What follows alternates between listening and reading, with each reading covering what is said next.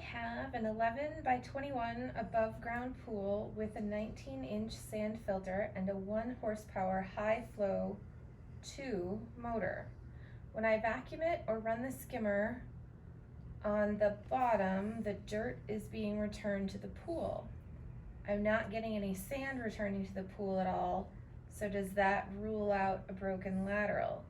It's a brand new pump and filter, only about 4 months old. I took off the top valve to look at the spider gasket and it appears intact, not broken.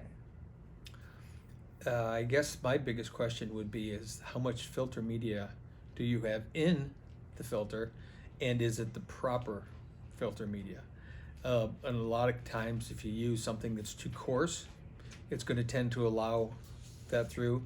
Or if you use too fine of a material, that what happens is it packs on the center very quickly. The water comes down, hits the sand, and then rolls off to the edges and runs between the sand and the housing of the filter and rolls back and then back into the fingers and back into the pool. And we call that channeling. So I would look at the inside of the filter first and see what's going on in there. Would be the best suggestion.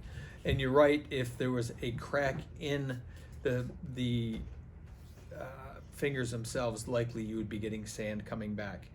There is a chance though, depending on exactly what the inside of the filter is, that those fingers needed to be tightened.